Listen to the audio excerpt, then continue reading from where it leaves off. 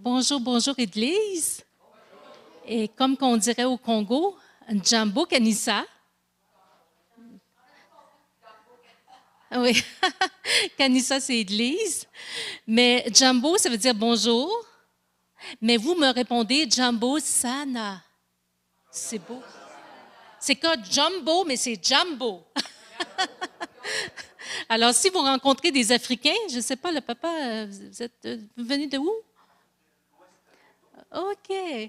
Mais si vous voyez des Africains venant du Congo, alors vous allez pouvoir faire les salutations Jambo, Jambo papa, parce que les hommes, c'est tous des papas et les femmes, c'est toutes des mamans.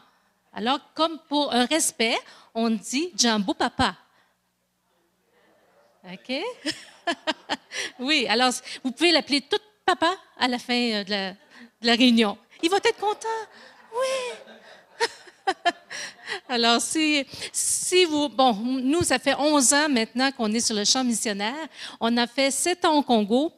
Alors, les papas et la maman, c'est normal, ça sort de notre bouche. Quand arrivé au Québec, il faut que je fasse attention. Mais c'est vraiment un respect là-bas de dire maman et papa. Alors, sans plus tarder, j'aimerais vous présenter la mission qu'on est maintenant en Afrique du Sud. L'Afrique du Sud, c'est le pays. C'est comme le Congo, c'est le pays. L'Afrique du Sud, c'est un pays. Et on est, juste avant, Serge, je vais te faire signe pour changer. C'est ça. En Afrique du Sud, on est basé, je dis bien basé, à Pretoria. Alors, ce matin, je vous amène avec moi en Afrique du Sud. Vous voulez bien?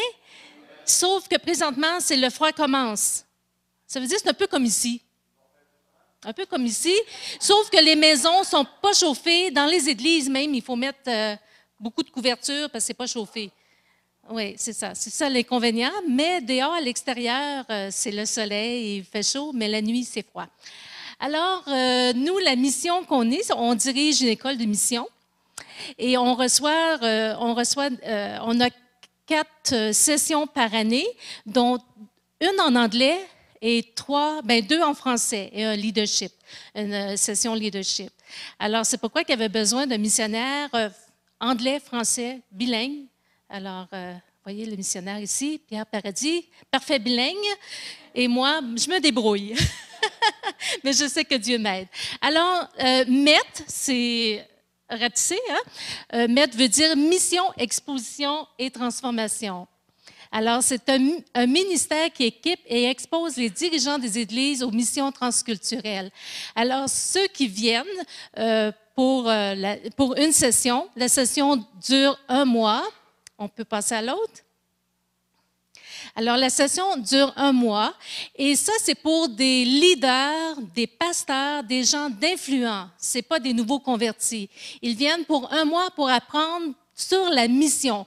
Alors, quand ils retournent dans leur pays, tout le bagage qu'ils ont appris pendant le mois, on prie qu'ils puissent le mettre en pratique après.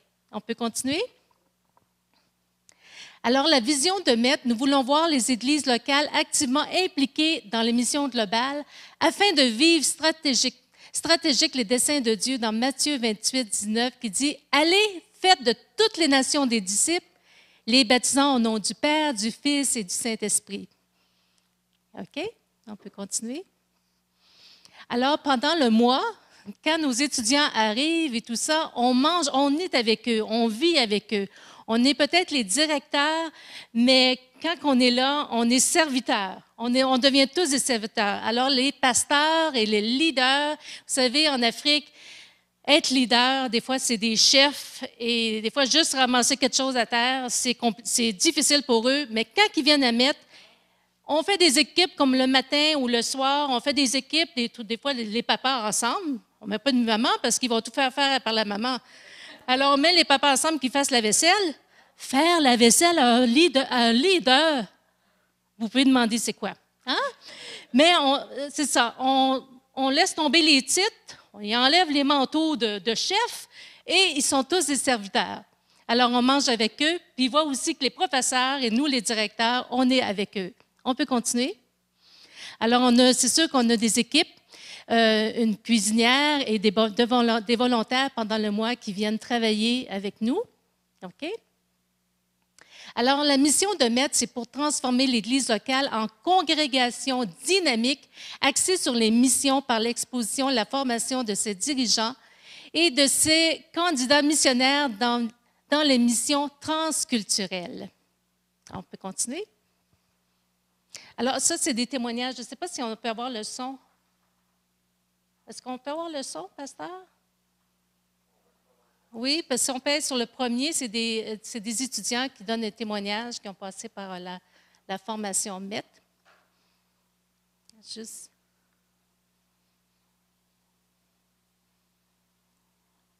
Oui, là, tu pèses là, ici, là, c'est... Oui, il y a une flèche. Je ne sais pas si on peut entendre le son.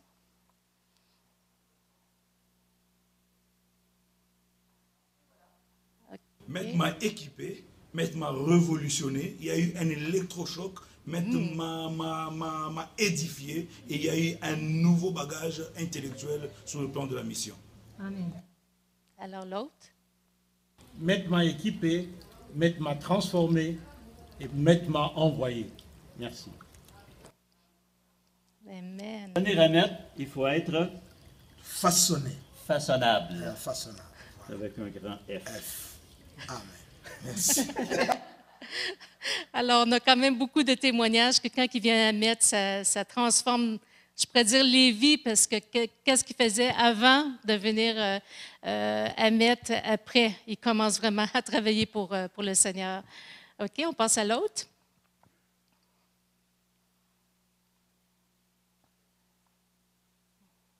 OK.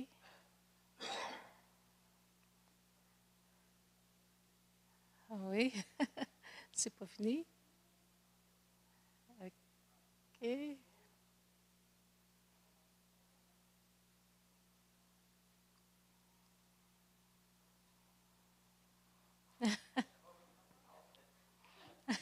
C'est pourquoi j'aime beaucoup essayer avant, mais, mais l'image est claire, hein? C'est bon, c'est une bonne chose. Oui, là, on voit bien, c'est vraiment clair. OK, bon. Alors, le contenu du programme de MET, on continue? Tu cliques toujours et ça va venir. OK, nos cours sont axés sur 4 unités principales. On continue. Fondement biblique des missions, mise à jour de la situation en Afrique, stratégie pour les missions et logistique des missions. Et plus du tiers du temps de la conférence se déroule sur différents champs missionnaires. C'est-à-dire qu'on les court en classe, mais on les amène aussi sur les champs missionnaires. Ce n'est pas juste le cours, là. C'est comme qu'ils apprennent sur le bouddhisme, on les amène dans un temple bouddhiste et ils sont enseignés. Bon, c'est quoi le bouddhisme? C'est quoi les choses de bouddhisme? On peut continuer?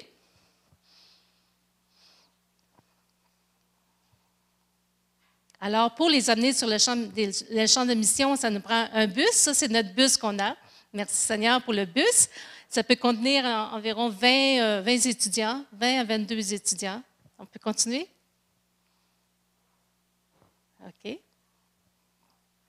On peut continuer. Alors, bon, il y a différents champs de mission. Ça, c'est une radio chrétienne qu'on les amène là. Puis, ils voient comment ils ont fait la radio et ça peut les aider après quand ils retournent dans leur pays. On peut continuer. Ça, c'est un centre où est-ce qu'on accueille des marins. Ils font la mission auprès des marins. Alors, c'est à Durban, la place, c'est Durban, et on les amène là pour voir la mission auprès des marins. OK, on peut continuer. On visite aussi des grandes églises, différentes églises. À chaque dimanche, on les amène dans différentes églises.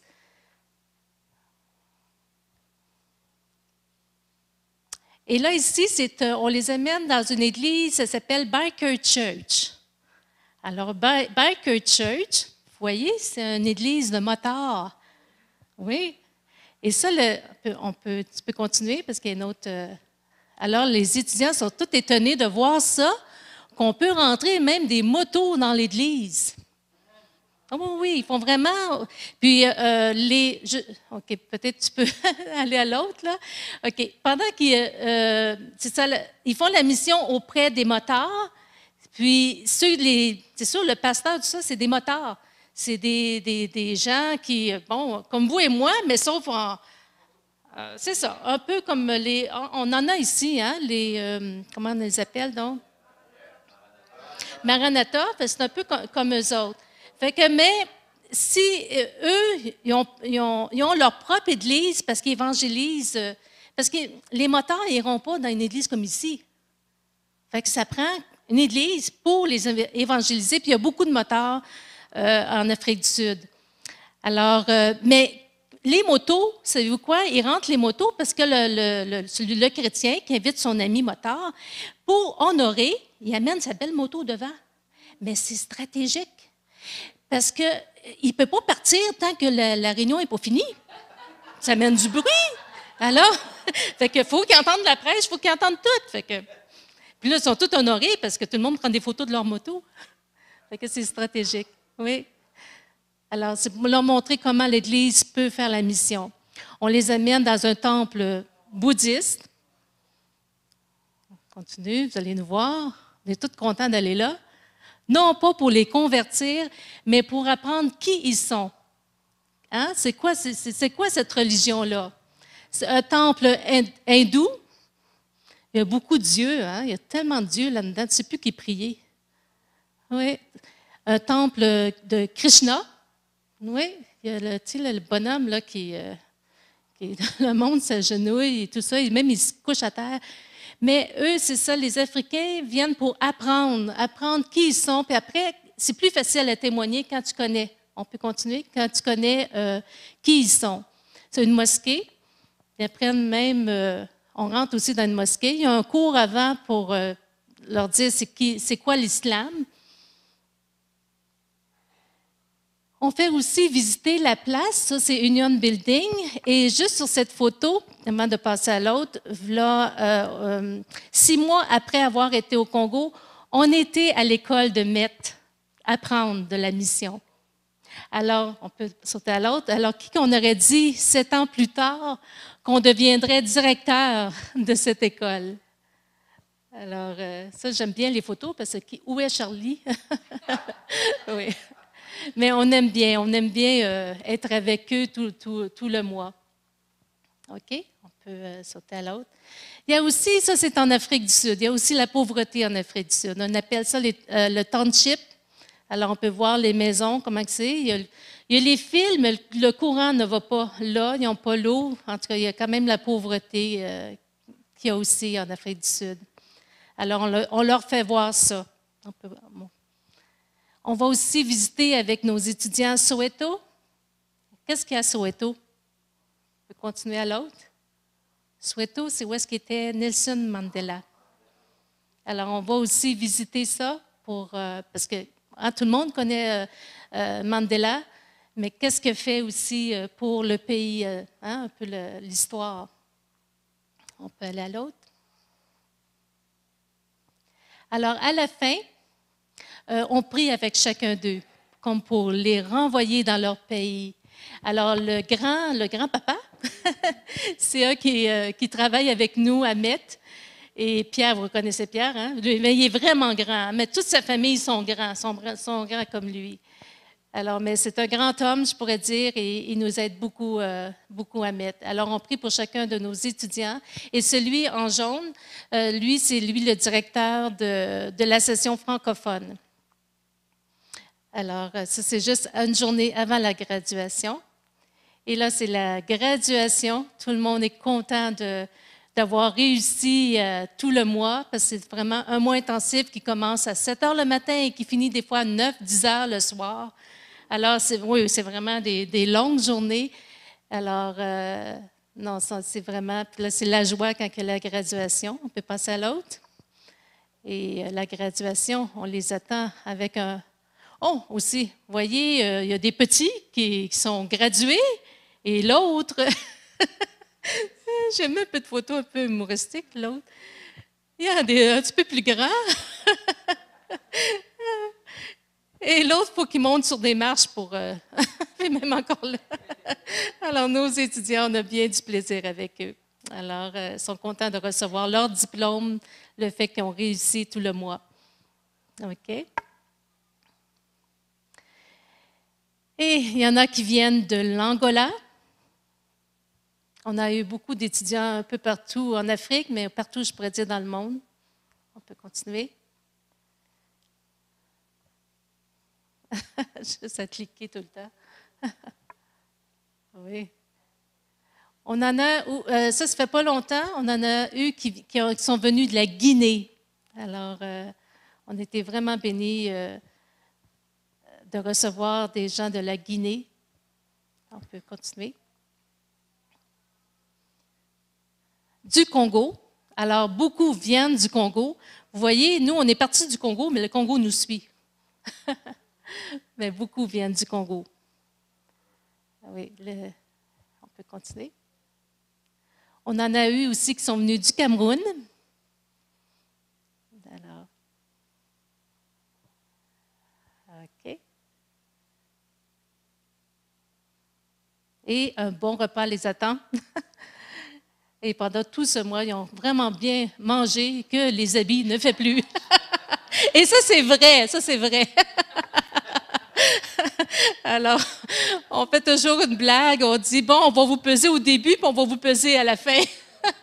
Et vous allez nous donner en argent, on va passer une offrande après, là, le poids que tant par livre. Non, c'est une blague. OK. OK, on peut continuer. Tu peux cliquer. Alors, mettre, c'est pour équiper et édifier l'Église en Afrique pour les missions. Alors, on est vous, missionnaires en Afrique, c'est nous, Pierre et Marielle Paradis. Alors, on est en personne. Vous pouvez nous toucher tout à l'heure si vous voulez. C'est pas comme sur Facebook. Alors, on est les directeurs de MET. Alors, pour plus de renseignements, là, tu peux cliquer, vous allez voir où est-ce qu'on est, 32 Margaretta Street, à Pretoria.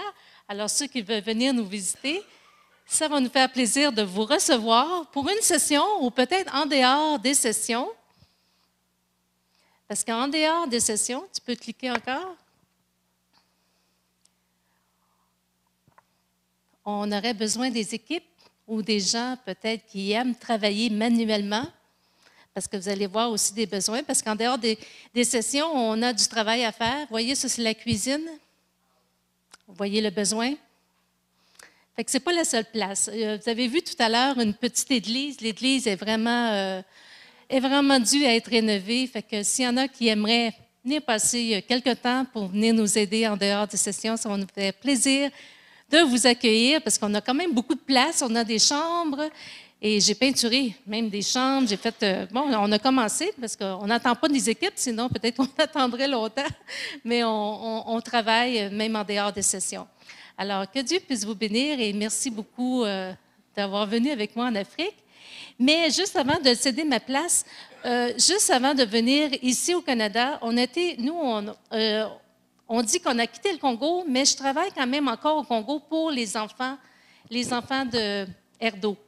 Hein? J'ai 200 enfants de parrainés, 200 et plus, peut-être 200, 210 enfants de parrainés depuis qu'on était là au Congo. Mais on continue parce qu'il y a 2 personnes là-bas qu'on a formées, ils continuent à travailler. Et nous aussi, même à distance, on continue avec eux à travailler. Et juste avant de venir au Canada, on était passé 10 jours, 8 jours, 10 jours là-bas. Et on a tout vu, nos enfants parrainés. On a repris les photos, repris les profils des enfants et peut-être une centaine d'enfants qui sont venus pour le cours du parrainage. Alors, ceux qui veulent être un papa, maman pour un enfant du Congo, bien, venez me voir à l'arrière. Ça va me faire plaisir de vous donner un de mes enfants. Dieu vous bénisse. Amen. Oui.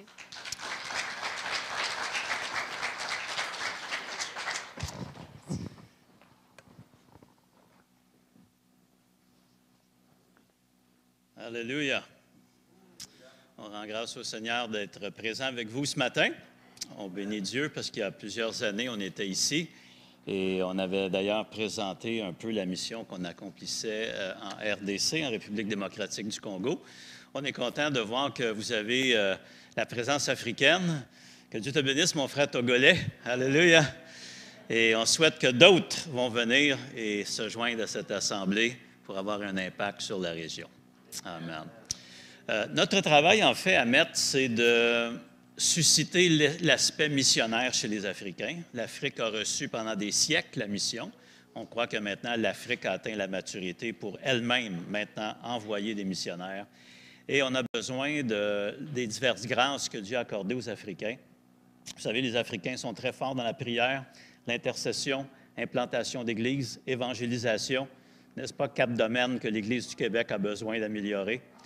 Alors, si vous avez besoin de conseils sur ces domaines-là, allez voir notre frère, je suis sûr qu'il peut vous aider. Alléluia. Alors, béni le Seigneur, ce matin, on veut parler d'un programme qui s'appelle 100 points de lumière.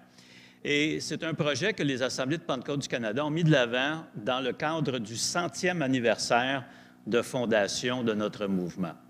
Les Assemblées de Pentecôte du Canada existaient avant leur fondation officielle, mais la fondation officielle a eu lieu en 1919. Donc, à partir de cette année jusqu'à l'an prochain, on célèbre 100 années d'existence en tant que pentecôtiste ici au Canada. Alors, on a appelé ça 100 points de lumière. Et l'idée derrière cela, on peut passer à la prochaine diapo. Donc, on garde toujours nos 4 thèmes qui est d'atteindre, implanter, équiper et soigner. Donc, on essaie d'avoir vraiment un évangile qui est ce qu'on appelle holistique.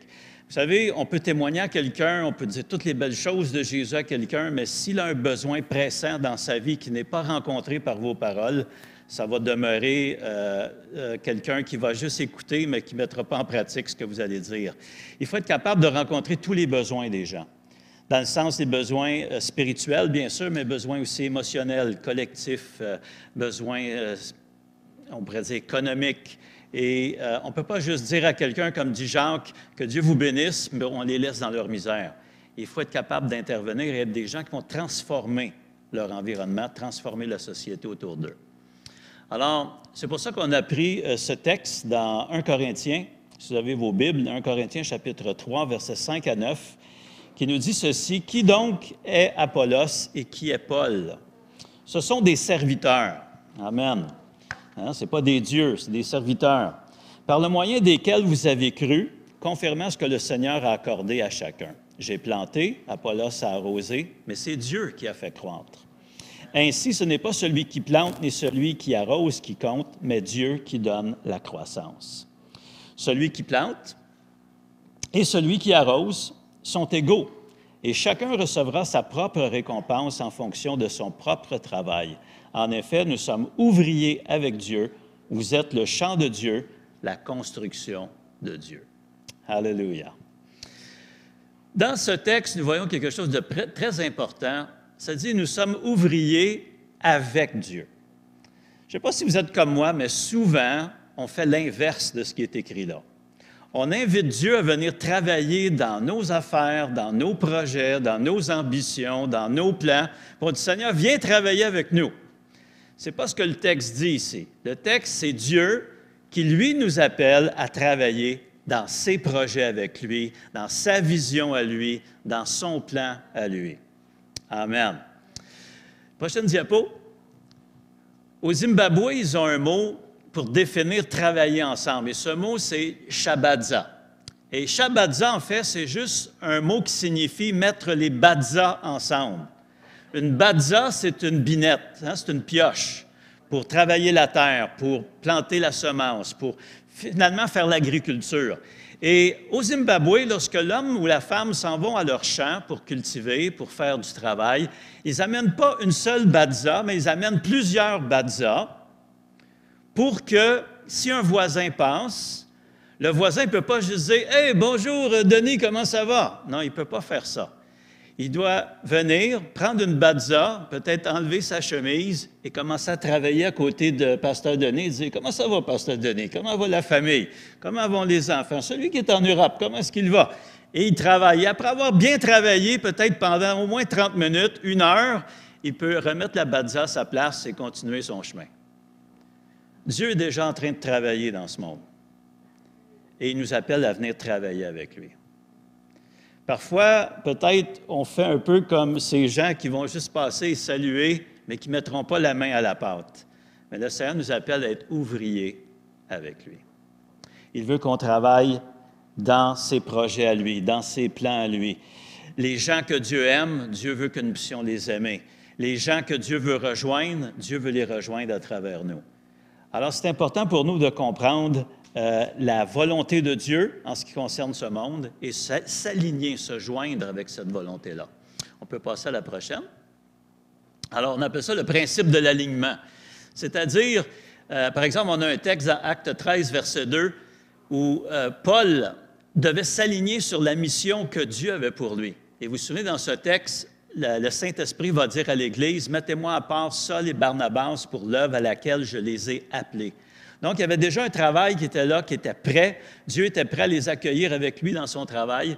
Et c'est souvent de cette façon-là que dans la Bible, on voit des gens accomplir de grandes choses. Même Jésus, dans sa prière, avant d'aller à la croix, il a dit non pas ce que je veux, mais ce que tu veux. Combien de fois on va vers Dieu, puis on lui demande de signer des chèques en blanc pour les projets et les choses que nous voulons avoir. En fait, c'est le contraire. C'est à nous à signer un chèque en blanc pour dire, Seigneur, peu importe ce que tu m'appelles à faire, je vais le faire dans l'obéissance et dans la foi. Amen? Gloire à Dieu. Et il y a une chose qui est intéressante aussi qu'on peut dire, c'est que dans cette idée-là, lorsqu'on s'aligne avec ce que Dieu veut faire, on va se rendre compte d'abord que l'endroit où on arrive ou l'endroit où Dieu nous amène, Dieu est déjà à l'œuvre dans cet endroit-là. Dieu a déjà préparé des cœurs. J'ai aimé les témoignages qu'on a entendus ce matin. Tous ceux qui sont intervenus, vous avez fait un peu une introduction à ce que je vais apporter aujourd'hui. Notre frère disait qu'il a parlé, il a osé dire quelque chose que Dieu avait mis dans son cœur pour un frère, puis le frère lui a dit, non, ça devient quelque chose auquel je priais, je pensais.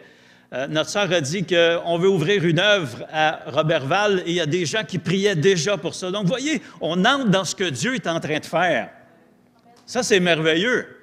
Autrement dit, on ne va pas quelque part où Dieu ne travaille pas, on va quelque part où Dieu est en train de faire quelque chose.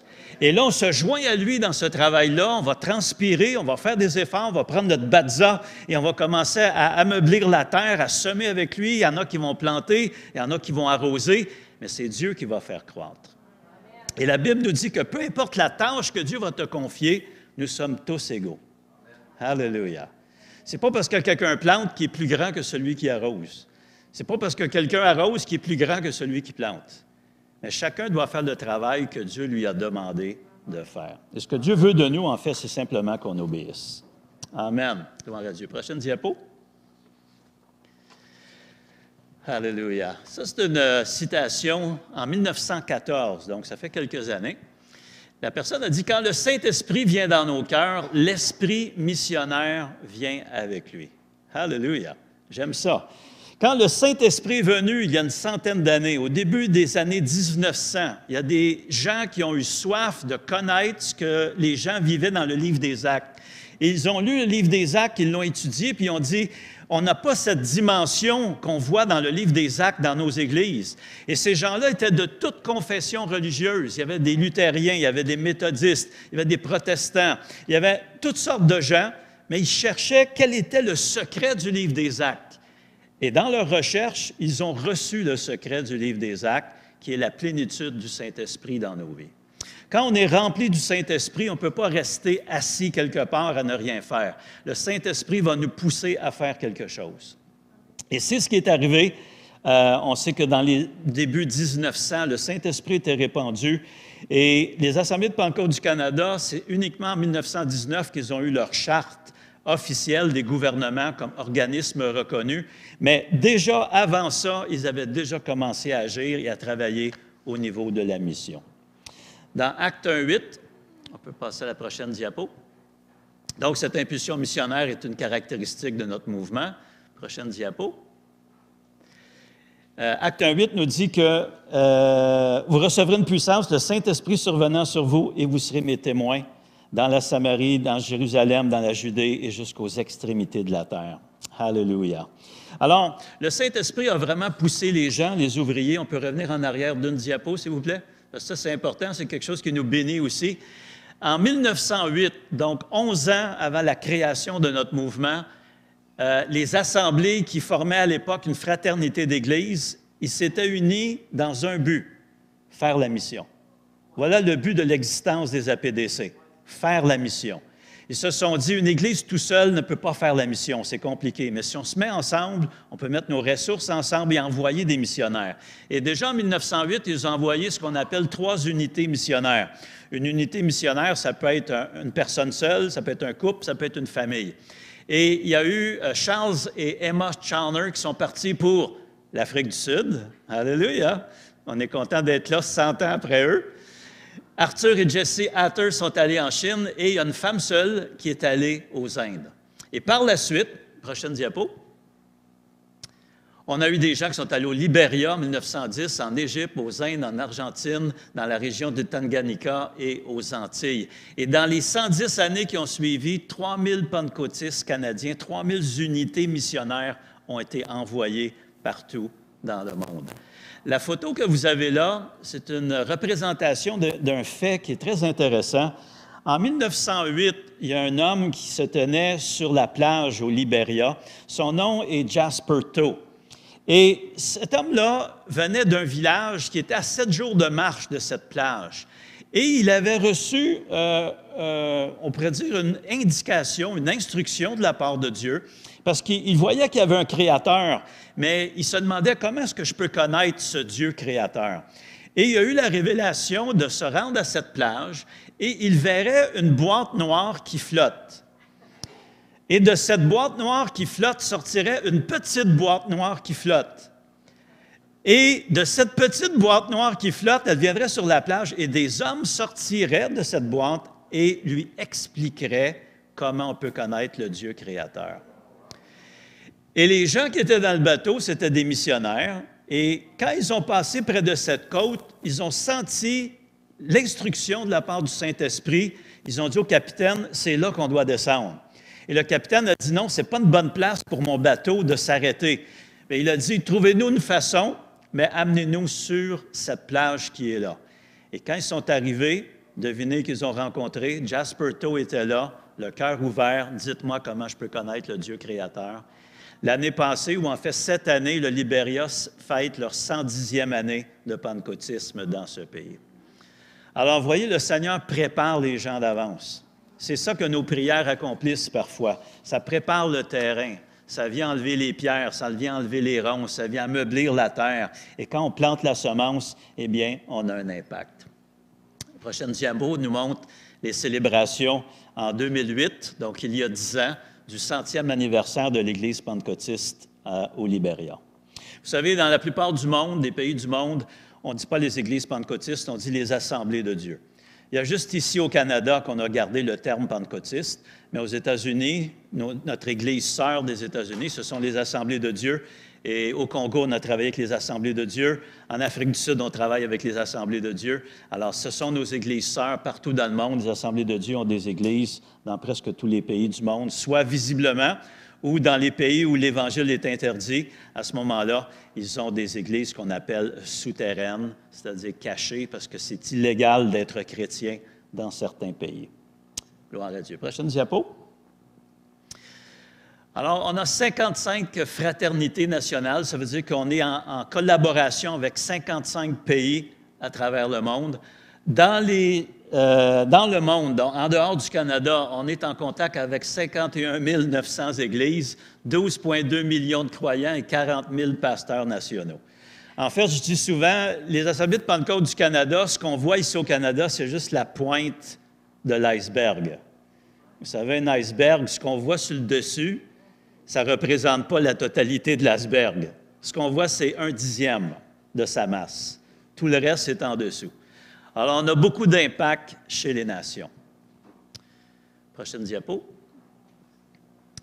En Colossiens 1,6, ça dit « Il est parvenu aussi jusqu'à vous, tout comme dans le monde entier, où il porte des fruits et progresse. C'est d'ailleurs aussi le cas parmi vous, depuis le jour où vous avez entendu et connu la grâce de Dieu dans la vérité. » Alléluia. Prochaine diapo. Alors, ensemble, on était capable de faire plusieurs implantations d'églises internationales. Souvent, les assemblées de Pentecôte du Canada, quand on entre dans un pays à la demande des églises nationales, on essaie de viser la capitale ou une ville d'importance et on implante une église internationale dans cette ville-là. Il y a plusieurs années, il y a un missionnaire du nom de Dennis White qui était un noir. Donc, c'est intéressant. Il s'appelait Denis Blanc, mais c'était un noir. Dennis White a ouvert une église à Nairobi, au Kenya. Aujourd'hui, cette église compte plus de 90 000 membres. Et ils se rencontrent dans 5 locations différentes. Ils ont tous leur bâtiment, leur construction. Donc, on ne vient pas implanter les APDC dans les autres pays. On vient aider l'Église nationale à devenir une Église forte et une Église d'impact dans leur nation. On a aussi un partenariat avec 4 universités, 51 centres de formation pastorale où il y a plus de 12 500 étudiants qui étudient. Les APDC ont été aussi l'instrument pour fonder 27 de ces centres de formation. Et MET, Mission, Exposition et Transformation, c'est un exemple de cela. Ça a été fondé par un Canadien du nom de Don Barron et il a fondé MET en 1996. Mais jusqu'à maintenant, jusqu'à ce que nous, on vienne comme directeur, tous les directeurs précédents étaient des unilingues anglais, des gens qui ne parlaient que l'anglais. Nous sommes les premiers francophones à diriger cette institution. Alors, gloire à Dieu. Gloire à Dieu pour le Québec. Le Québec est capable de faire quelque chose dans le monde. Le Québec est capable d'avoir une influence. Le Québec est capable aussi d'avoir une influence pour le royaume de Dieu. Alors, peut-être Dieu suscitera des missionnaires ici au milieu de nous pour continuer l'œuvre, parce que nous vieillissons. On est éternel, oui, mais pas sur cette terre. Et un jour, on aura besoin de remplaçants. Alors, que Dieu puisse susciter dans le cœur ici de quelques personnes cet élan missionnaire, que Alma aussi puisse envoyer des missionnaires à travers le monde. Amen. Prochaine diapo. Aussi, au niveau des enfants, on a 8 000 enfants qui sont parrainés. Ça veut dire qu'il y a des enfants qui ont la chance d'avoir une éducation grâce à des parrains canadiens. Autrement, ce serait très compliqué pour eux d'étudier, surtout pour les filles. Vous savez, dans beaucoup de pays du monde, l'éducation pour les filles, c'est quelque chose qui est comme hors de leur portée. On va privilégier les garçons pour l'éducation parce qu'on se dit, de toute façon, les filles vont se marier, vont avoir des enfants, ils vont s'occuper de la maison. Alors, on reconnaît que c'est vraiment quelque chose qui n'est pas juste et c'est pour ça que dans nos programmes, on a beaucoup de jeunes filles, beaucoup d'enfants, beaucoup de fillettes parce qu'on veut leur donner aussi la capacité et la possibilité de pouvoir avoir un avenir et d'étudier. Donc, en RDC, au Congo, on a plus de 200 enfants qui sont parrainés. On a aussi un organisme qui est un bras humanitaire des APDC qu'on appelle RDO. Et à chaque fois qu'il y a un cataclysme, par exemple, quand il y a eu le tremblement de terre en Haïti en 2010, on a envoyé de la nourriture là-bas. Parce qu'on a un partenariat aussi avec tous les agriculteurs de l'Ouest. Ils appellent ça la Banque canadienne de grains.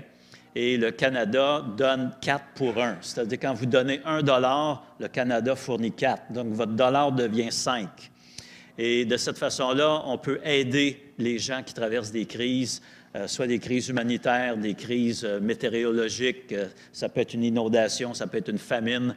Le Canada est là pour aider. Laissez-moi ouvrir juste une parenthèse ici. Le Canada est un pays béni. Oui, je m'attendais à plus de amen, franchement. Il faudrait que je vous amène en mission avec moi. Vous reviendrez et vous direz, le Canada est un pays béni. Mais on n'est pas béni à cause qu'on est moralement supérieur. Je crois que la seule raison pourquoi Dieu bénit le Canada, c'est parce qu'on est généreux. Et on donne, et on aide. Ce n'est pas à cause de notre moralité. Notre moralité est déficiente. On est rendu dans un pays où il va être illégal d'appeler un homme, puis une femme. On est dans un pays où toutes les lois s'en viennent contre la moralité. Alors, Dieu continue quand même à nous bénir. Pourquoi? Ce n'est pas à cause de notre moralité. C'est parce que lorsqu'on donne, on va recevoir. Et je pense que le Canada, en tant que nation, a compris cela. On ouvre nos portes à ceux qui ont besoin de refuge. On aide les gens. Le Québécois ou le Canadien en général est généreux. Il aime. Il sait qu'il est béni, puis il veut faire participer à sa bénédiction les autres. Et je crois qu'on doit continuer dans ce sens-là. Alléluia. Parce que le caractère moral, on va avoir de la difficulté à le relever. C'est possible, mais c'est difficile. Mais notre élan de générosité, le Seigneur va pouvoir continuer quand même à bénir économiquement le Canada. Alléluia. Est-ce que le travail est terminé? Prochaine diapo. Ce chiffre nous montre qu'on a encore beaucoup de travail à faire. Il y a environ 3 milliards de personnes sur cette planète qui n'ont aucun contact significatif avec le christianisme. Ça veut dire qu'il y a soit peu de chrétiens dans leur pays, soit que le christianisme est interdit, il n'y a pas de Bible, il n'y a pas d'Église. 3 milliards. Et la plupart de ces gens-là sont dans 3 religions majeures, le bouddhisme, l'islam et les autres religions de style oriental. Alors, on a encore un grand travail à faire si on veut les rejoindre. Il y a certains endroits dans le monde où vous pouvez serrer la main à 100 000 personnes et jamais vous allez toucher la main d'un croyant. Ça veut dire qu'il n'y a pas de croyants parmi 100 000 personnes. Alors, au Québec, on a à peu près 3 % de la population qui est chrétienne évangélique. Alors, déjà, on est en avance sur certains de ces endroits-là. Alors, c'est à nous à venir les aider, c'est à nous à implanter l'Évangile, c'est à nous à amener vraiment à ces gens l'idée qu'il y a un Dieu qui les aime, qui a tout fait il y a 2000 ans sur la croix du Calvaire pour qu'ils puissent connaître une vie auprès de lui, une vie éternelle, et qu'ils puissent recevoir vraiment le Seigneur dans leur vie. Par rapport à cela, nous, à MET, on s'est penché aussi là-dessus. MET existe depuis presque 20 ans, 21 ans maintenant. Jusqu'à maintenant, ça avait débuté en anglais. Ensuite, il y a eu un programme en 2005 qui a été mis pour tous les pays francophones d'Afrique. Donc, maintenant, on rejoint les pays anglophones et les pays francophones d'Afrique. Mais il restait un groupe qu'on n'a pas touché jusqu'à maintenant, qui sont tous les pays de langue portugaise. Parce qu'en Afrique, on a 6 pays qui parlent le portugais. Et les 2 principaux, c'est l'Angola et le Mozambique. Alors, on a décidé que pour 2019, on ferait la traduction de tout notre matériel et qu'on ferait notre première session janvier-février 2019 pour nos frères et sœurs qui parlent portugais. Alors, comprenez que c'est tout un pas de foi, c'est pas facile de le faire, on tremble un peu en regardant cela.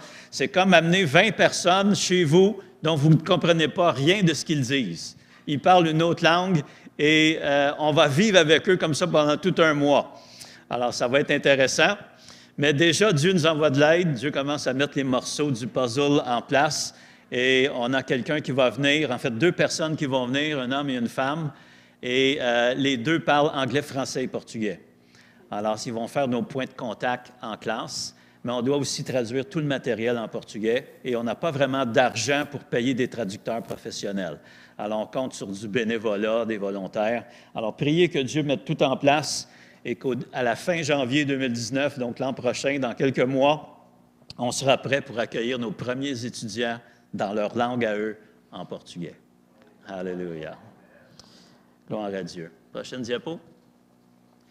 Ça nous montre les différents groupes qui sont touchés, donc les parties en rouge qui représentent la fenêtre qu'on appelle en missiologie la fenêtre 10-40.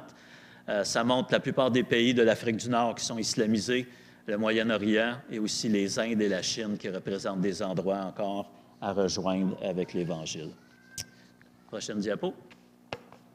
Jésus a dit, « Ma nourriture est de faire la volonté de celui qui m'a envoyé et d'accomplir son œuvre. » Alléluia. Il avait dit aux disciples, « Dites-vous pas qu'il y a encore 4 mois jusqu'à la moisson? Moi, je vous dis, levez les yeux, regardez les champs, ils sont déjà blancs pour la moisson. » Vous savez, quand on regarde un champ, prochaine diapo, souvent, quand on pense à Jésus, on dit, quand il a dit ça, peut-être c'est ce qu'il voyait, hein, les champs étaient déjà blancs, tout ça, c'était prêt à être cueilli, mais en fait, les disciples disaient, c'est dans 4 mois la moisson. Un champ qui est 4 mois avant sa moisson ne ressemble pas à ça. Il ressemble plutôt à la prochaine diapo. C'est ça que ça ressemble, un champ, 4 mois avant la moisson. Donc, ça prend beaucoup de foi pour dire, il y a une récolte ici. Mais c'est le genre de foi que nous, les chrétiens, on doit avoir. Amen. On ne doit pas regarder les situations comme les gens du monde les regardent. On doit les regarder comme Dieu nous les montre. Avec l'élément que les choses peuvent changer, que notre région peut être transformée, que les gens d'Alma et même de la région du Lac-Saint-Jean, Saguenay, peuvent venir à Christ et le recevoir dans leur vie. Que l'Église peut devenir un agent d'influence et de transformation dans la société entière. Si on croit cela, on va commencer à se comporter en tant que tel et on va commencer à être des éléments de transformation dans la société. Alléluia. Vous savez, c'est tellement facile de juste continuer le statu quo. Hein, ça a toujours été comme ça, puis ça va toujours être comme ça. Non, ça, ce n'est pas le langage de la foi. Le langage de la foi peut dire, c'est vrai que ça a toujours été comme ça, mais à partir de maintenant, ça va changer. Alléluia. Nos jeunes qui se suicident vont arrêter de se suicider. Parce qu'on va leur redonner ce qu'on leur a enlevé, c'est-à-dire la capacité de croire.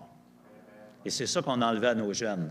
Toute la dernière génération des 20 dernières années a grandi sans Dieu, sans l'Église, sans Jésus-Christ, sans la Bible. Ils ont soif d'entendre cela. Et c'est à nous à leur apporter le message de l'Évangile. Donc, il y a des gens qui ont travaillé avant nous, sont arrivés, le champ était comme ça. Mais par la suite, ils ont commencé à labourer, ils ont commencé à semer, et par la suite, c'est devenu la moisson. Et il y a des gens qui vont moissonner. Alléluia. Donc, il faut faire attention parfois. Nous, nos yeux humains, on regarde parfois même les églises, on regarde les gens autour de nous, on regarde les ministères, puis on se dit « Wow, regarde comment celui-là progresse bien. » Oui, gloire à Dieu, on est content. Mais sachez qu'avant sa progression, il y a des gens qui ont souffert. Il y a des gens qui ont pleuré. Il y a des gens qui ont semé. Il y a des gens qui ont cultivé une terre qui était dure. Alors, si on arrive quelque part et on connaît le réveil, bénissons le Seigneur, mais sachons que ça ne dépend pas de nous, ça dépend de tous ceux qui ont passé avant nous. On doit travailler ensemble et surtout, on doit travailler avec le Seigneur. Prochaine diapo. On a 3,1 milliards à rejoindre, donc notre travail n'est pas fini. Prochaine diapo. Alors, Paul nous dit dans Romains, « Mais comment donc feront-ils appel à celui en qui ils n'ont pas cru? Et comment croiront-ils en celui dont ils n'ont pas entendu parler? Et comment en entendront-ils parler de lui si personne ne l'annonce? Et comment l'annonceront-ils si personne n'est envoyé? » Alors, c'est ça l'idée. Il y a des gens qui sont envoyés, mais il y a des gens aussi qui les envoient. Il y a des gens qui prient. Vous savez, la mission, ce n'est pas une personne, c'est une équipe. Ça prend toute une logistique derrière. Et c'est pour ça qu'on a mis en place, prochaine diapo, ce projet des 100 points de lumière. En fait, quand vous envoyez quelqu'un avec le message de l'Évangile dans un pays où il n'y a que les ténèbres, il devient une toute petite lumière, hein, une petite veilleuse. Vous savez, les veilleuses, on ne peut pas éclairer grand-chose avec ça, mais on peut éclairer quand même. Parce que la lumière a toujours l'avantage sur les ténèbres. Vous pouvez remplir une pièce autant de ténèbres que vous voulez, mais dès qu'on allume une lumière, les ténèbres doivent s'enfuir. Dieu a mis cela comme principe. La lumière aura toujours l'avantage sur les ténèbres. Alors, dans les 5 prochaines années, on aimerait augmenter notre effectif missionnaire en ajoutant 100 nouvelles unités missionnaires qui vont être envoyées partout dans le monde.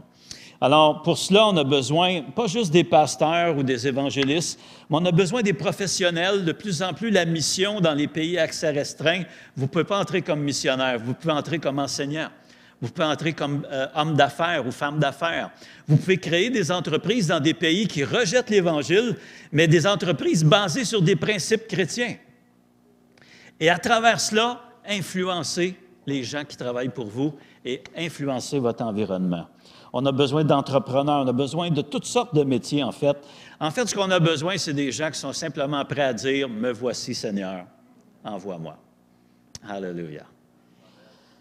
Billy Graham a dit, prochaine diapo, « Je crois qu'une des plus grandes actions de Dieu sera au moyen de croyants présents dans le monde du travail. » Ici, c'est peut-être une mauvaise traduction, on parle de « marketplace », c'est-à-dire partout où vous êtes, que ce soit à l'école, au marché, vous faites l'épicerie, vous êtes au travail, il y a moyen d'être des témoins pour Jésus-Christ et d'influencer notre milieu.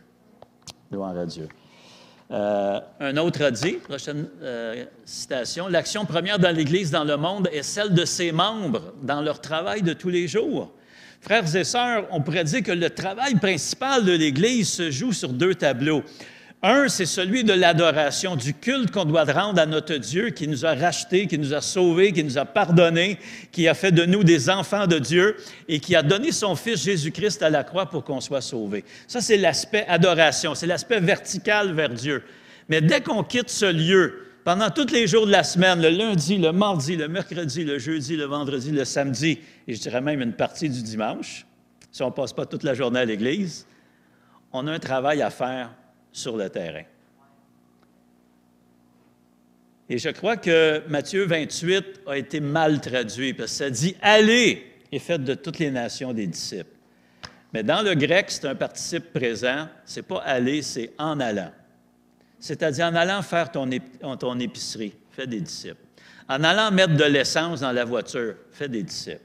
En allant à l'école, fais des disciples. En allant à la garderie, fais des disciples. Voyez-vous, ça change notre perspective. L'évangélisation, ce n'est pas quelque chose qu'on décide maintenant qu'on va faire le vendredi à 7h30. Non. L'évangélisation, c'est quelque chose qu'on fait tous les jours dans nos activités quotidiennes. Où on est une lumière pour Jésus-Christ, on est des représentants pour lui. Alléluia. Finalement, Jésus a dit dans Luc 10, 12, « La moisson est grande, mais il y a peu d'ouvriers. Priez donc le maître de la moisson d'envoyer des ouvriers dans sa moisson. » Donc, Luc 10, 2 et 3. En conclusion, on a un verset dans la Bible. Prochaine diapo. La règle d'or, car en toute chose, faites aux autres ce que vous souhaitez qu'ils vous fassent. Hein? Jésus a dit, ça résume toute la loi, ça, les prophètes, la loi. Et souvent, nous, les chrétiens, on a un petit peu défiguré ce texte-là. Souvent, les chrétiens, on va dire, il ne faut pas faire aux autres ce que tu ne voudrais pas qu'ils te fassent. On a pris un commandement qui est positif et on l'a viré négatif. C'est-à-dire, bon, moi, j'aime pas me faire achaler, donc je n'achalerai pas les autres. Moi, j'aime pas me faire marcher sur les pieds, alors je ne marcherai pas sur les pieds des autres. Et là, tout à coup, l'Église est définie par toutes les choses qu'on ne fait pas. Souvenez-vous, quand vous avez accepté le Seigneur au début dans votre vie chrétienne, vous rencontrez la famille, vous rencontrez vos amis, et là, vous leur dites que vous êtes chrétien. Puis là, ils vous demandent, c'est quoi, c'est un chrétien? Puis là, vous leur dites, bon, moi, je ne bois plus, je ne fume plus, je ne fais plus ci, je ne fais plus là, je ne vais pas là-bas, je ne fais pas ceci. Et finalement, à la fin, ils vous demandent, oui, mais tu fais quoi? Frères et sœurs, on ne doit pas se définir par ce que l'on ne fait pas, mais on devrait se définir par ce que l'on fait. Parce que c'est ça que le texte nous dit. Faites aux autres. Ça ne dit pas ne faites pas aux autres. Ça dit faites aux autres ce que vous aimeriez que l'on vous fasse. Alléluia. Il y en a d'autres qui vont dire aussi faites aux autres ce qu'ils vous ont fait. Hein? Ça, c'est la tendance humaine. Quelqu'un te frappe, tu le frappes. Hein? Quelqu'un t'arrache un doigt, tu arraches la main. Non, mais c'est vrai, c'est pour ça que la loi du talion a été mise dans l'Ancien Testament, parce que la tendance humaine, c'est qu'on va rendre toujours plus que ce qu'on nous a fait. Hein? Quelqu'un me frappe sur la joue gauche, moi, je vais l'assommer avec un madrier. Parce que ça va toujours en escalade. Et c'est pour ça qu'il ne faut pas aller dans cette direction-là, parce que c'est comme ça que les guerres sont créées. Alors, le Seigneur nous a dit œil pour œil, dent pour dent, mais pas dans le sens que si on me frappe à l'œil, je dois frapper l'autre à l'œil, mais dans le sens de limiter ma vengeance, de limiter mon action. Et le Seigneur viendra même avec une loi plus grande en disant qu'il faut même aimer nos ennemis. Que si on nous frappe sur la joue droite, on doit tendre la gauche. Et ça, ce n'est pas dans la nature humaine. On a besoin de l'aide du Saint-Esprit pour faire ça. Et il va nous aider quand le moment sera venu. Il y a d'autres qui vont dire « Faites aux autres avant qu'ils vous le fassent. » Mesure préventive, hein? Je vais le frapper avant qu'il me frappe. Mais ce n'est pas ça que Jésus a dit. Jésus a dit « Faites aux autres ce que vous aimeriez qu'eux fassent envers vous. » Et si on fait cela, on peut se demander « Seigneur, qu'est-ce que tu veux que je fasse? » Parce que vous savez, on est tous individuels ici, hein? On a des hommes, on a des femmes. On a des jeunes, on a des personnes un peu plus âgées. Dieu ne peut pas mettre le même appel sur chacun d'entre nous parce qu'on est tous différents. Mais dans chacune des qualités ou des principes ou des possibilités que Dieu a mis en vous, Dieu vous appelle à utiliser cela et à former une équipe ensemble pour sa gloire à lui. Il veut qu'on prenne la pioche en passant et qu'on commence à travailler avec lui dans son champ. Et Jésus a dit, le champ de Dieu, c'est le monde. Alors, nos horizons sont très grands. Alléluia. Moi, j'ai pris que votre Église a un impact ici à Alma. Amen, pour débuter. Mais après ça, il y a votre Judée. Ça, c'est toute la région Saguenay-Lac-Saint-Jean. Après ça, il y a je pourrais dire, votre Samarie, c'est tout le Québec, le Canada et jusqu'aux extrémités du monde. Bien sûr, ce n'est pas tout le monde qui peut aller. Ce n'est pas tout le monde qui peut faire comme nous avons fait, de quitter parents, amis, enfants, petits-enfants. Est-ce qu'il y en a qui sont grands-parents ici? Quitter vos petits-enfants, les voir juste quelques fois par année et aller dans une autre culture, dans un autre pays, vivre de la façon dont ils vivent. Ce n'est pas tout le monde qui reçoive cet appel ou qui ont cette capacité. Mais on a tous quelque chose qu'on peut faire ensemble. Si on ne peut pas aller, on peut prier. Et si on ne peut pas prier, on peut donner. Et on peut faire plein d'autres choses aussi L'important ce matin, c'est simplement de savoir qu'est-ce que Dieu veut de moi. J'aimerais qu'on puisse prendre un temps pour terminer ce matin. On va juste prendre un temps pour réfléchir un peu à ce qu'on a entendu. Qu'est-ce que Dieu te demande à toi de faire? Et j'aimerais dire que, dans un sens, il y a juste une seule réponse, si on veut être honnête, qu'on peut donner à Dieu. Si Dieu est Dieu, s'il est notre maître et qu'il nous demande de faire quelque chose, la seule chose qu'on peut répondre, c'est « Oui, Seigneur, je vais le faire ».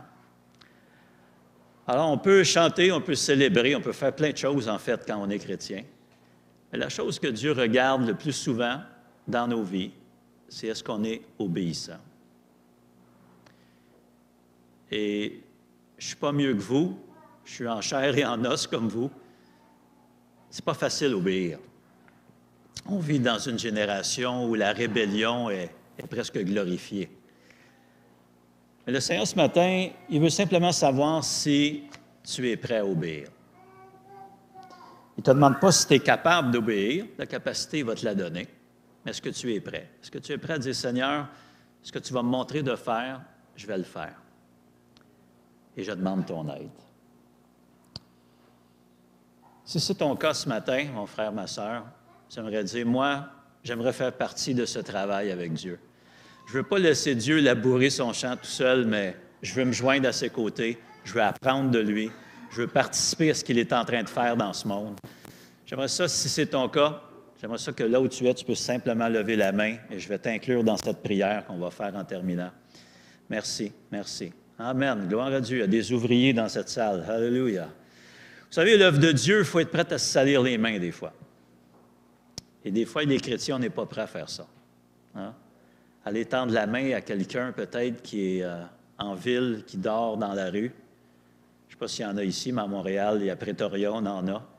Est-ce qu'on est prêt à aller donner un sandwich, donner un manteau, donner quelque chose à quelqu'un qui est dans la misère, salir les mains, sortir de notre zone de confort pour apporter une espérance, transformer la vie de quelqu'un par l'action puis par nos paroles?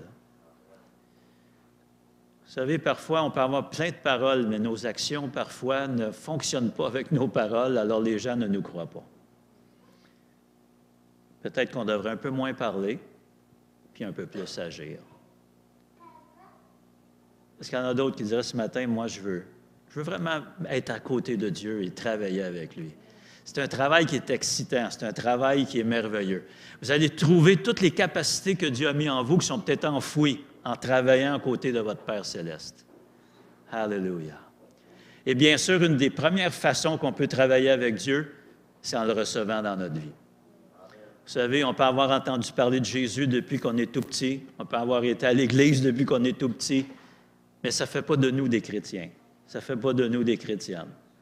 Ce qui fait de nous des chrétiens et des chrétiennes, c'est la présence de Dieu par Jésus-Christ dans notre cœur et dans notre vie. Alors, j'espère que c'est la situation de tous et chacun. Si ce n'est pas le cas, sentez-vous libre d'être impliqué, d'être, je pourrais dire, incluse ou inclus dans cette prière qu'on va faire en ce moment. Alléluia. Est-ce que vous pouvez vous lever avec moi? On va prier le Seigneur et je vais prier pour tous ceux qui ont levé la main, que le Seigneur vous aide, que vous puissiez trouver votre place dans le champ de Dieu. Et s'il y en a qui veulent aussi donner leur vie à Christ, sentez-vous inclus dans cette prière. On va demander à Dieu vraiment de nous aider à marcher avec lui, qu'on ne puisse pas dire « Dieu, viens ici dans mon projet », et que Dieu puisse nous dire « Non, toi, viens dans mon projet à moi ». Amen. Penchons nos têtes. Père éternel, ce matin, on veut te rendre grâce pour ta parole. Merci, Seigneur Dieu, parce qu'avant même que nous soyons nés, tu nous dis que dans ton livre, tous nos jours étaient inscrits. Ce matin, nous prions, Seigneur, que tu puisses te révéler au cœur de ceux qui, pour jusqu'à maintenant, tu n'étais qu'un mot, tu n'étais qu'un concept. Deviens le Dieu réel dans leur vie en ce moment même, dans le nom de Jésus-Christ. Par ton Saint-Esprit, révèle-toi, Seigneur Dieu. Père, je prie aussi pour mes frères et sœurs qui ont levé la main, qui ont ce désir d'apporter quelque chose de significatif dans la société, de laisser une marque après leur départ, Seigneur. Je te demande, Père, de les aider à voir de quelle façon tu les appelles à s'impliquer dans ton œuvre. Seigneur, tu nous demandes, toi, tu es le Seigneur. et nous sommes tes serviteurs et tes servantes. Bien souvent, dans la façon dont on parle ou on se comporte, on a l'impression que c'est nous qui devenons Dieu et toi, tu deviens le serviteur. Seigneur, aide-nous à ne pas aller dans cette direction-là. Aide-nous, Seigneur, à être ouvriers avec toi. Merci, Seigneur, parce que tu as des projets. Je prie, Seigneur, qu'il y ait ce cœur missionnaire dans cette Église, qu'il y ait cet élan missionnaire, que tu puisses même susciter dans les cœurs de certains cet appel à la mission, Père. Et je te demande que pour chacun d'entre nous, nous puissions être des coéquipiers dans cette grande œuvre. Peut-être certains vont planter, peut-être certains vont labourer, peut-être certains vont arroser, mais une chose qui est certaine, on est tous égaux devant toi dans le travail que tu nous as confié et c'est toi qui vas faire croître. Père, je prie en terminant pour le pasteur de cette Église, son épouse, sa famille, les collaborateurs, Seigneur Dieu, chaque membre de cette assemblée. Je prie que l'Église ici à Allemand puisse avoir un impact, non seulement dans cette ville, mais dans toute la région, dans le Québec, Seigneur, et même au Canada et même jusqu'aux extrémités du monde. Père, bénis cette œuvre, Seigneur, parce que c'est la tienne. Nous remettons toutes choses ainsi que nos vies entre tes mains. Dans le nom de Jésus-Christ, nous avons prié pour sa gloire. Amen et amen. Dieu vous bénisse.